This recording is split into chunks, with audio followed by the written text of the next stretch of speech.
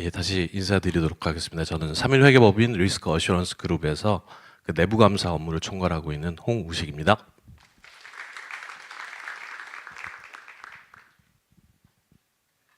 제가 오늘 이 두 번째 세션에서 맡은 내용이 그 감사위원회 지원 조직의 실효성과 독립성을 높이는 방안 이렇게 되어 있는데, 앞에서 윤여 파트너가 말씀해주신 자금 통제나 AI 관련 내용들도 다뤄지고, 다음 시간에 이제 다뤄질 지정 유예 방안도 간단하게는 다뤄지는데, 그 앞뒤 시간을 제가 너무 길게 얘기하면 안 되기 때문에 저는 이 실효성과 독립성 높이는 방안에 대해서 좀 더 집중을 해서 말씀을 드리겠습니다. 시작하기 앞서서 여기 여러 가지 단어들을 좀 나열을 해봤는데요. 한번 쭉 보시면 처음 보는 단어가 있으실 수도 있고 익숙하신 단어가 좀 있으실 텐데, 오늘 이 세션이 끝나고 나면 이 단어들이 이제 하나로 결합이 돼서 어떤 포인트들을 좀 더 유심히 살펴보셔야 할지 그런 인사이트를 얻을 수 있는 시간이 되었으면 좋겠습니다. 오늘 순서는 이렇게 감사위원회 지원 조직의 구조적 딜레마, 그리고 그 인공지능이 이끄는 진화 방향성, 그러니까 어떻게 보면 AI 자체의 진화 방향성보다는 감사위원회나 감사위원회 지원 조직이 어떤 방향으로 나가야 될지에 대해서 집중적으로 말씀을 드리겠습니다. 일단 저희 딜레마를 말씀을 드리기 전에 어떤 해법을 찾기 위해서는 그 문제를 좀 바로 봐야 될 것 같은데, 타이틀에도 있는 그 실효성이라는 단어가 통제의 실효성보다는 이제 제 세션에서는 그 독립성과 전문성이 결합이 돼서 그 실효성이 발현이 된다라고 저희는 생각을 하고 있고요. 이 독립성이나 전문성이라는 단어가 그렇게 낯설진 않으실 겁니다. 근데 이 단어들이 그 아래에 적혀 있는 여러 가지 저희 금감원이나 금융위에서 발표된 보도자료에 계속 이제 반복적으로 나오고 있고요. 그래서 그 독립성과 전문성의 확보 요건 방안들에 대해서 말씀을 드리면, 일단 독립성은 직속 보고 라인과 그리고 부서장 및 구성원에 대한 인면 동의권이 있을 때 확보될 수 있다라고 정의가 되어 있고, 관련된 딜레마로는 일단 저희가 그 내부 인원을 활용을 해서 내부 감사 업무를 진행을 할 때 아마도 현업에서 차출을 하시던지 아니면 감사 업무를 마치고 복귀를 하실 텐데, 이게 갖고 있는 딜레마가 내가 과거에 근무했던 부서라던가 내가 앞으로 돌아갈 부서의 부서장 또는 동료들을 제가 과연 그렇게 엄격하게 감사를 할 수 있을까라는 딜레마가 있을 것 같고요. 그리고 자체 인원으로 활용을 해서 내부 감사를 수행을 할 수도 있고, 아니면 외부 전문가를 활용을 해서 영입을 해서 이제 독립성이 확보된 상태에서 내부 감사를 수행하실 수도 있는데, 그 사이에는 비용의 문제도 있고 어떤 내부 기밀성, 정보에 대한 기밀성에 대한 문제도 있을 것 같고요. 또 하나는 그 평가와 보상이 일치하지 않는다라는 문제가 또 있습니다. 내가 수행한 업무에 대한 평가는 감사위원회가 수행을 하는데 내 급여는 매니지먼트가 주고 있기 때문에 내가 과연 그런 문제를 고려를 할 때 직속 보고 라인을 유지할 수 있을까? 그리고 인면 동의권을 감사위원회에 고스란히 다 드릴 수 있을까라는 고민이 있으실 텐데, 그 우리나라가 통상 전체가 다 그런 건 아니지만 오너 기업 형태가 많이 있고요. 그 오너 기업 형태인 거를 고려를 할 때 그 과연 매니지먼트를 패싱해서 우리가 보고 라인을 직접 감사위원회와 유지할 수 있을지, 인사권까지도 감사위원회에게 부여하는 게 가능할지, 이런 문제들이 있고요. 그리고 전문성 같은 측면에서는 당연히 이제 교육이 제공되거나 그리고 외부 전문가를 활용을 해서 전문성이 확보가 될 수 있을 것 같은데, 솔직히 교육 같은 경우는 딜레마라는 게 그렇게 있을 것 같지는 않습니다. 당연히 비용 문제나 시간 문제일 거기 때문에. 근데 이제 전문가 활용 측면에서는 저기 이제 내재와 기밀성 같은 경우에는 내부 인력을 활용을 할 때는 그런 어떤 역량이 내재화되고 어떤 정보에 대한 기밀성이 유지가 될 수 있는 반면에, 외부 전문가를 활용을 할 때는 어떤 최신 트렌드에 대한 적시성이 확보가 될 수 있고 어떤 새로운 기술에 대한 유연성도 확보가 될 수 있다. 이런 두 개 사이에 딜레마가 있을 것 같고요. 또 한국의 문화적 특성이 있는데 그 내부 정보를 바깥으로 드러내는 거에 대해서 상당히 주저하시는 경향이 있습니다. 내부 감사를 하면 우리 회사의 치부가 다 드러나는 게 아닐까라는 고민도 하시는 것 같고, 또 아까 이전 시간에서도 내부 고발 제도도 말씀을 하셨는데, 우리나라 통상 지금까지 봤을 때 내부 고발자에 대한 시선이 그렇게 곱지만은 않다라는 게 통상적인 어떤 분위기라서 그게 과연 가능할까라는 생각도 해봅니다. 그래서 요 장표에서는 이번에 뭐 공시, 뭐 자금 관련된 공시가 아니고 요거는 그 기업 지배구조 공시 작년 5월 달에 발표된 내용을 가지고 저희가 통계를 한번 내봤는데요. 왼쪽은 그 253개사 대상입니다. 연결 자산 규모 1조 원 이상 기업 대상으로 그 공시한 내용들을 저희가 분석을 했는데 첫 번째 그 42개사는 아예 감사위원회 지원 조직이 설치되지 않은 기업이 있고요. 그리고 191개사는 그 지원 조직은 있는데 뭐 직속 보고 라인이나 그리고 그 인면 동의권을 보유하지 않아서 독립성이 없다라고 판단이 되는 회사들이 한 75% 차지하고 있고요. 그래서 그 둘을 합치면 한 92%가 내부 감사 조직이 존재하지 않거나 있더라도 독립성을 확보하고 있지 못하다라고 보여지고요. 그럼 결국에는 그 8%만 독립성이 유지된 내부 감사 조직이 운영되고 있다라고 파악이 되고요. 그 독립성이 확보되지 않은 요인은 저렇게 한 두 가지 요소로 저희는 분석을 했습니다. 그 감사위원회 직속 보고 라인이 있느냐, 그리고 그 지원 조직의 부서장 그리고 구성원에 대한 임면 동의권을 보유하고 있느냐로 저희가 판단을 했는데 그 각각 뭐 경우에 따라서 저렇게 해당 기업 수가 저렇게 나왔고요. 저걸 다 합치면 당연히 191개가 되는 거고요. 그 오른쪽 통계를 보시면 그 지원 조직의 그 독립성 준수율을 따로 이제 19년부터 저희가 쭉 추세를 한번 봤습니다. 19년도에 52%였다가 점점 오르다가 신기하게도 22년도부터는 50%, 23년에는 48%로 떨어지고 있습니다. 그래서 저걸 그냥 통계로 보면 있던 직속 보고 라인이 없어졌나? 아니면 감사위원회가 인면 동의권을 나는 더 못하겠으니 매니지먼트에 그냥 위임을 했나? 이렇게 생각을 하실 수 있는데 제가 판단하건대는 그 여기 두 번째 표현된 내용처럼 그 독립성 확보를 하기 위한 아까 그 직속 보고 라인, 특히 그 인면 동의권에 대한 이해도가 점점 높아지고 있기 때문에 공시하실 때 우리가 독립성을 확보하고 있지 못하구나라고 이제 공시에 점점 정확하게 내용을 적기 시작하시는 거죠. 그래서 저 추세가 줄어드는 거는 아마도 그 인식이 조금씩은 향상이 되고 있어서 저런 통계가 나오지 않나 생각을 하고요. 저기 그래프 맨 오른쪽 끝에 보시면 8%라고 적어 놓은 부분이 있는데 그 8%는 아까 왼쪽에 말씀드린 것처럼 1조 원 이상 대상으로 했을 때 8%만 그러니까 저희가 봤을 때는 8%만 독립성이 확보된 상태로 그 감사위원회 지원 조직이 운영되고 있다라고 판단을 했는데 오른쪽은 뭐 2조 원 이상이라서 조금 차이가 있겠지만 1조 원 이상으로 다시 넣어보면 한 47% 정도가 우리는 독립성 준수하고 있다라고 공시가 되어 있습니다. 그래서 그 간극이 뭐냐?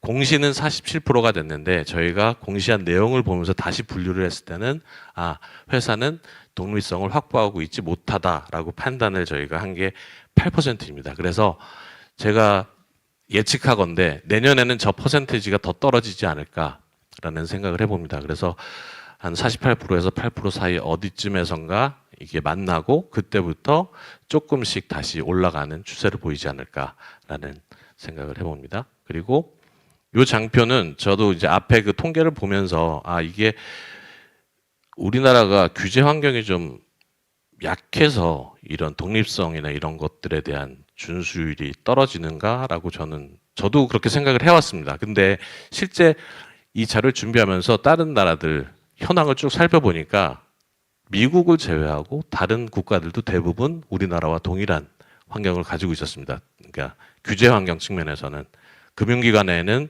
내부감사 조직 설치가 의무이지만 다른 회사들 같은 경우에는 권장된다. 그래서 이게 어떤 규제 환경의 문제라기보다는 그 동일한 규제에 대한 인식의 차이 때문에 아직까지 우리는 이 거버넌스 체계가 그렇게 고도화되지 않았다라고 저도 생각을 하고 있고요.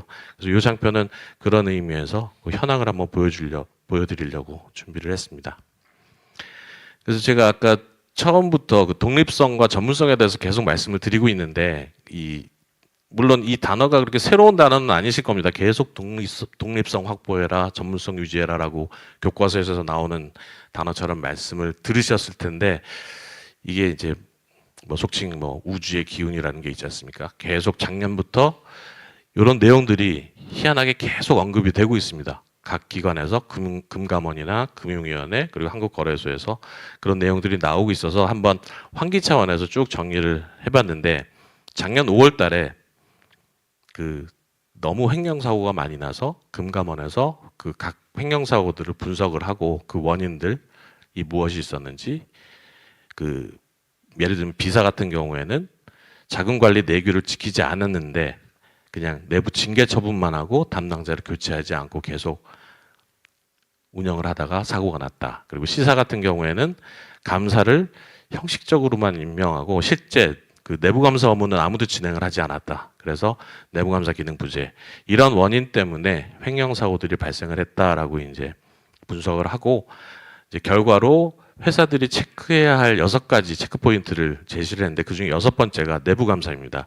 여기 적혀 있는 것처럼 독립적이고 실질적인 내부 감사 체계를 갖추세요라고 되어 있습니다. 아래 뭐 상세 설명은 업무 담당 이사가 감사를 겸임하지 않도록 독립된 내부 감사를 임명해라, 독립성을 유지해라라고 되어 있고 실질적인 내부 통제 업무를 수행토록 감사 부서를 설치하고 구축해라라고 되어 있습니다. 여기서도 독립성과 뭐 어떻게 보면 전문성 또는 실효성을 강조하고 있다고 보시면 될 것 같고요.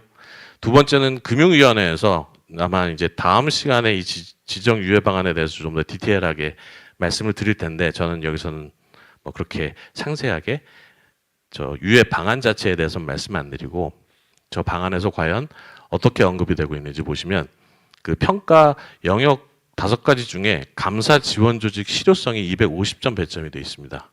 만점이 1000점인데 그 중에 4분의 1을 차지하고 있고요. 그 평가 항목 중에 9번은 지원 조직의 전문성, 10번은 부서장의 위상. 어떻게 보면 내부감사 부서장의 말발이 좀 어느 정도 돼서 독립적으로 뭐 이슈에 대해서 얘기를 할 수 있는지에 대해서 얘기를 하는 것 같고요. 11번이 그 지원 조직의 평가, 임명, 동의권, 임면 동의권에 대해서 얘기를 하고 있습니다. 그래서 오른쪽 보시면 전담 지원 조직의 규모 및 전문성, 독립성에 대해서 이제 저희가 이제 평가를 하겠다라고 되어 있고요. 아래 그 문구를 한번 보시면 감사위원회의 실효적 작동을 위해 충분한 규모의 전담 지원 조직이 전문적, 독립적으로 운영될 필요가 있다라고 명시적으로 표현을 하고 있습니다. 그래서 전담 지원 조직은 그 내부 감사 및 감사위원회 지원을 그 본 업무로 하고 감사위원회에 직접 보고하는 부서라고 정의를 또 해놨습니다. 그래서 평가 항목은 전문성 측면에서는 뭐 회계 전문가가 있으면 뭐 40점을 준다. 그리고 부서장이 임원급이면 또 40점. 그리고 감사위원회가 그 지원 조직의 부서장하고 구성원의 평가 그리고 임면 동의권을 가지고 있을 경우에는 최대 80점을 준다. 그래서 아래 뭐 상세한 설명은 뭐 둘 중에 하나만 가지고 있으면 2분의 1로 뭐 20점씩 준다. 이렇게 상세하게 정의가 되어 있고요. 세 번째는 그 올해 2월 달에 그 금감원에서 금융회사 IT 내부 통제 강화를 위한 그 간담회를 개최를 했는데 뭐 IT 관련된 내용이긴 하지만 그 자체 IT 리스크를 파악을 해서 대응하도록 그 IT 감사 가이드라인을 이제 마련을 하는 내용으로 간담회를 개최를 했는데 그 가이드라인 핵심 내용 중에 첫 번째가 IT 내부 통제 체계입니다. 아래 보시면 IT 조직 그리고 IT 조직 내에 자체 감사인 그리고 조직이 분리되고 감사 조직의 IT 감사인 어떻게 보면 잘 아시는 그 삼선 체계랑 거의 똑같이 정의를 해놨고요. 그래서 그 IT 조직과 감사 조직 간의 조직 분리를 명시적으로 표현을 하고 있고 그 3번 IT 감사 독립성 측면에서는 그 IT 감사 업무 독립성 등 조직 인력 운영 방안을 제시를 했는데 요거는 뭐 IT 감사인과 IT 조직 내 자체 감사인 간의 뭐 독립성을 얘기한다기보다 그 조직 내 자체 감사인의 독립성을 얘기를 했는데 그래도 뭐 약간 포인트는 다르지만 독립성에 대해서 또 강하게 얘기를 하고 있다라는 걸 여기서 아실 수 있고요.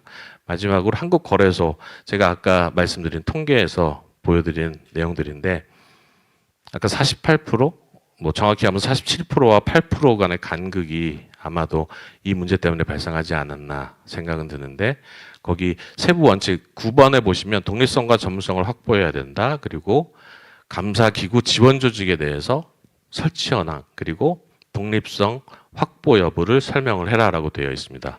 근데 특징은 아래 중점 점검 사항에 이제 어떻게 작성을 했는지, 내용을 충실히 작성했는지, 그리고 이 준수 여부에 대한 판단, 근거에 대해서도 한번 다시 면밀히 살펴볼 예정이라고 합니다. 그래서 아마 이런 작업이 계속 몇 년 지속되다 보면 그 8%와 47% 간의 간극은 점점 줄어들지 않을까라고 생각을 해봅니다.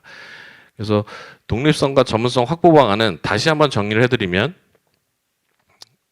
독립성은 감사위원회와 지원조직 간에 이제 인면 동의권을 감사위원회가 보유해야 되고요. 단 부서장과 구성원에 대한 모든 인면 동의권을 가져야 된다. 그리고 직속 보고 라인을 확보해야 된다.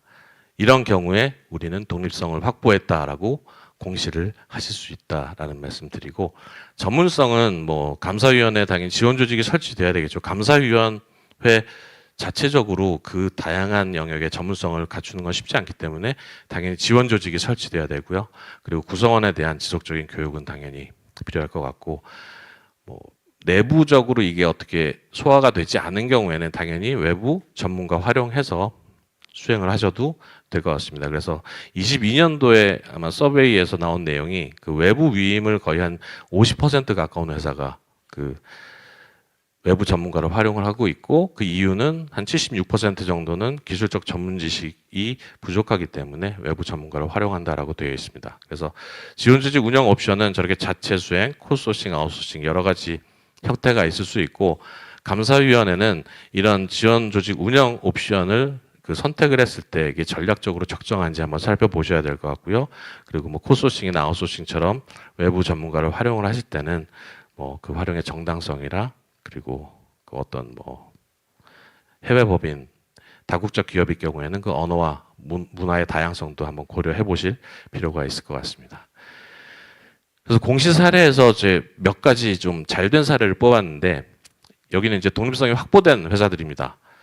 이제 회사 이름을 A사, B사 하면 좀 재미없을 것 같아서 충분히 유추 가능하시게 한 땡땡땡사 이렇게 제가 적어놨는데 아마 소속 회사이실 수도 있고 아닐 수도 있는데 첫 번째는 감사위원회에서 임명한 RM 팀장 및 실무 담당자가 감사위원회에 보고한다. 직접 보고한다. 그리고 지원 조직은 평가 및 인사이동 등 감사위원회의 동의 절차를 명문화해서 운영하고 있다. 그래서 우리는 독립성 확보하고 있다라고 공시를 하셨고 두 번째 회사 오땡땡사 같은 경우에는 감사위원회에 분기별로 보고하고 있고 여기는 상당히 또 정확하게 적어주셨죠. 팀장 및 팀원의 임면에 대한 동의권을 보유하고 있다. 그래서 우리는 독립성을 확보하고 있다라고 공시를 하셨습니다. 이게 아까 말씀드린 그 8%에 해당하는 회사라고 보시면 될 것 같고요.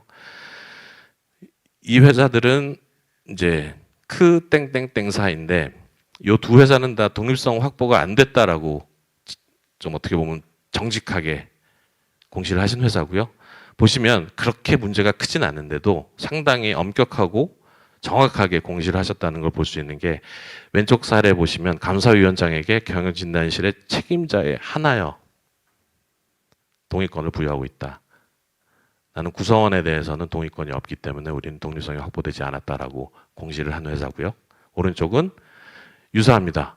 내부 부서장 임면 동의권을 보유하고 있고 어디에도 구성원에 대한 내용이 없기 때문에 확보하고 있지 않다라고 얘기가 되고 있습니다. 그래서 아마 제가 알기로 이 우수 공시 사례 막 상 주시고 꽃다발 주시고 사진 찍고 하시는 것 같은데 저 같으면 이런 회사들도 불러서 상을 줄 것 같아요.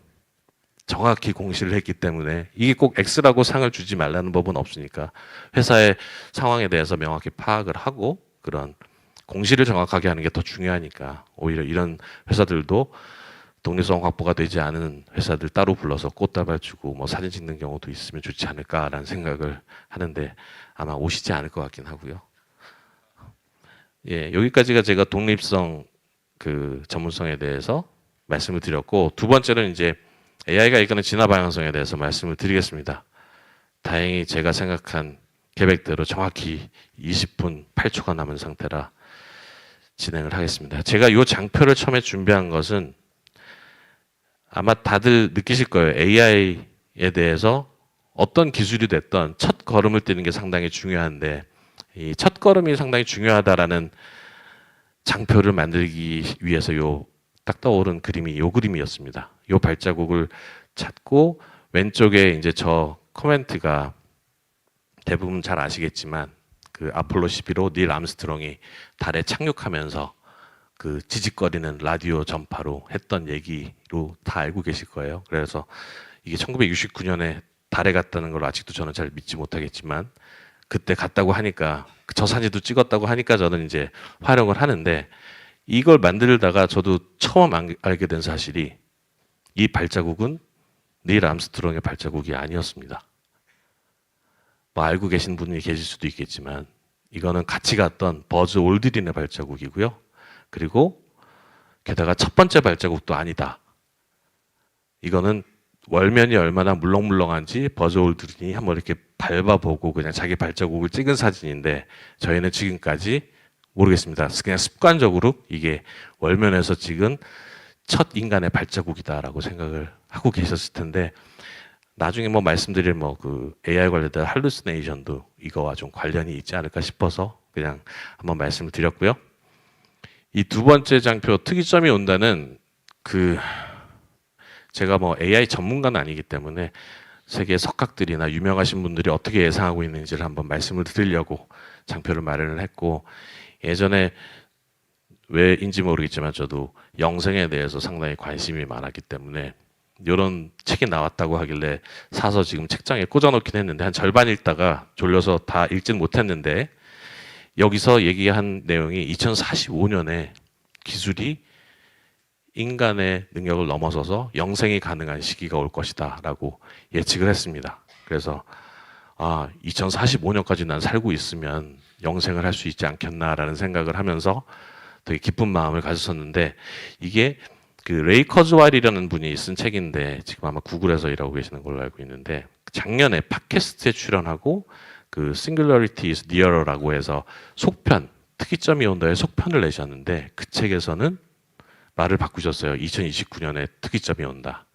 즉 29년에는 인공지능이 인간의 지능을 넘어서는 시기가 온다라고 말을 바꾸셨고 참고로 그 지금 트럼프 정부에서 정부 효율부 수장을 맡고 계신 일론 머스크께서도 26년에 특이점이 온다라고 예측을 하고 있고 그 딥러닝 창시자인 그 제프리 힌턴도 28년에 이 인공지능이 인간의 지능을 넘어서는 시점이 온다라고 얘기를 하고 있습니다. 그래서 뭐 그게 정확히 언제 올지는 모르겠지만 저희가 예상하는 것보다 상당히 가까운 시점에 인공지능이 내가 지금 하고 있는 일들을 다 대체해서 수행하고 있는 시점이 올 수도 있다라고 생각이 들고요.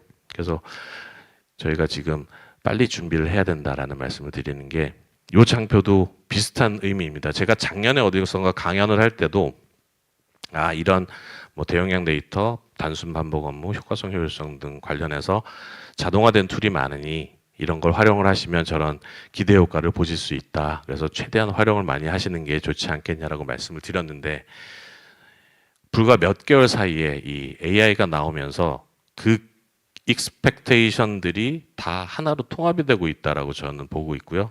그래서 이 기술의 발전 속도가 거의 지수함수처럼 상당히 빠른 속도로 발전을 하고 있다라는 걸 볼 수가 있습니다.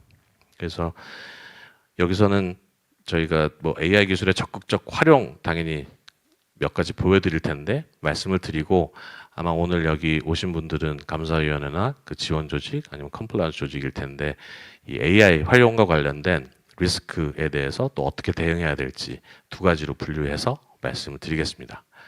첫 번째가 저희 그 내부 감사 전체 라이프 사이클에서 AI가 적용될 수 있는 영역들을 저렇게 회색으로 쭉 표시를 해놨고요. 그 중에서 이제 플래닝 메모나 통제 기술서, 리스크 앤 컨트롤 매트릭스라고 해서 그 통제 활동들 쭉 적혀 있는 문서 그리고 밸리데이션 덱 이런 것들을 AI가 지금 어떻게 만들어주고 있는지 한번 보여드리도록 하겠습니다.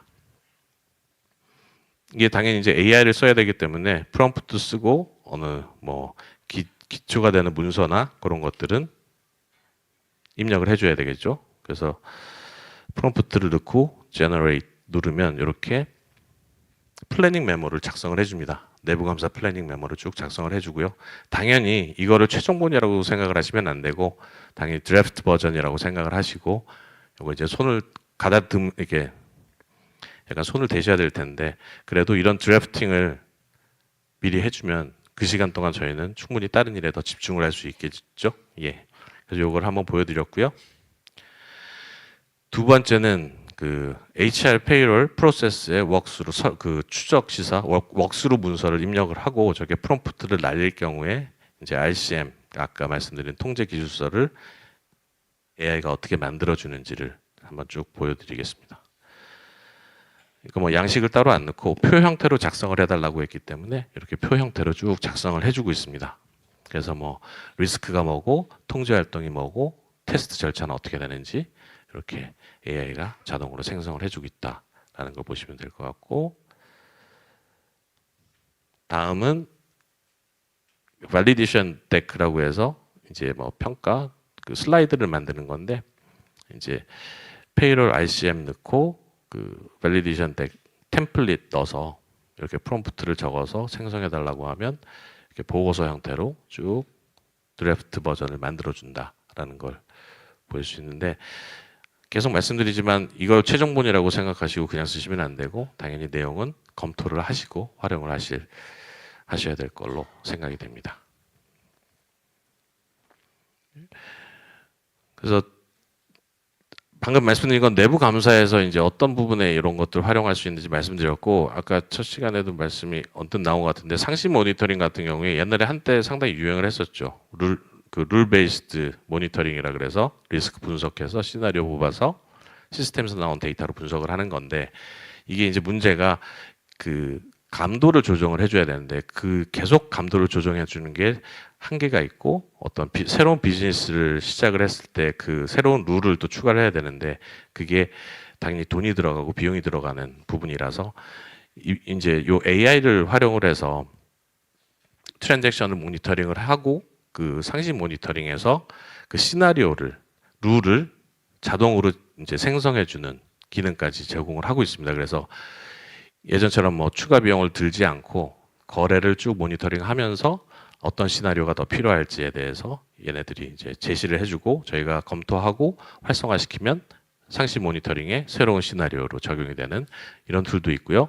그리고 컴플라이언스 측면에서 보면 이제 새로운 규제도 나오고 규제도 기존에 있던 규제들도 상당히 계속 변화가 있는데 그거를 계속 따라가는 게 쉽지 않기 때문에 이 컴플라이언스 툴에서는 기존에 이제 존재하는 규정들을 라이브러리에 업로드해서 쭉 분석을 하면 어떤 것들이 변경됐는지 그리고 중요한 거는 각 그 레귤레이션에서 의무사항들을 자동으로 뽑아냅니다. AI가. 그래서 회사 내 어떤 컨트롤, 정책 뭐 그런 것들하고 매핑을 해서 문제가 있는지 갭까지 도출해주는 그리고 미준수일 때 어떤 액션들을 취해야 되는지까지도 AI가 제시를 해주는 그런 툴이고요. 간단히 화면을 보여드리면 저희가 룰을 넣고 분석을 딱 시키면 의무사항들, 오블리게이션이 어떻게 변화됐는지 쭉 보여줍니다. 수정된 게 몇 개, 그리고 변화, 약간 새로 추가된 게 몇 개, 그리고 변경 없는 것들이 몇 개다. 그리고 변경 내역까지 얘네들이 쭉 일목요연하게 보여주고요. 그리고 의무사항별 충족 현황에 대해서도 쭉 이렇게 대시보드 형태로 보여줍니다. 회색으로 표시한 부분들은 사람의 리뷰가 필요한 부분이라고 보시면 되고 그리고 의무사항별로 충족 여부를 표시를 해주고 그 어떤 증거 자료, 어떤 근거로 이게 충족됐다고 판단을 하는지까지 표시해주고 개선사항이 필요하면 오른쪽 아래처럼 개선사항까지 AI가 자동으로 알려주는 형태로 되어 있고요. 이건 이제 그 오블리게이션, 의무사항부터 쭉 연결을 해서 여기서 보여드리고자 하는 내용은 물론 AI가 이렇게 뽑아주지만 우리가 내용을 쫙 봅니다. 어떤 판단 근거로 이게 다 해결이 됐다라고 판단을 했는지 얘네가 지시한 내용을 보고 우리가 들어가서 리뷰 마크를 찍으면 이제 이게 최종 이제 데이터로 저장이 된다라고 보시면 되고요. 그래서 이게 뭐 저도 계속 접하는 수많은 내용 중에 그냥 의미 있을 것 같은 것들 뽑아서 보여드리는 거고요. 두 번째로는 관련 리스크와 대응인데 이 장표를 만들 때 상당히 고민을 많이 했습니다. 그게 왜 그런가 하면 이제 초기 단계이기 때문에 아마 AI 활용에 대해서 더 많이 집중을 하시고 계실 텐데 그 활용 이면에는 이런 심각한 리스크들이 존재하고 있다.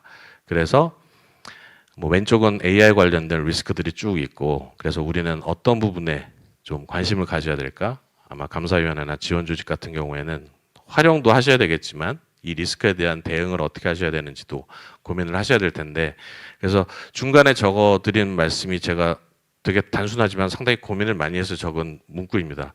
활용하는 데이터 그리고 그 결과가 생성되는 과정 그리고 그 산출 결과를 책임지는 AI를 구축하는 게 우리의 대응이지 않겠냐.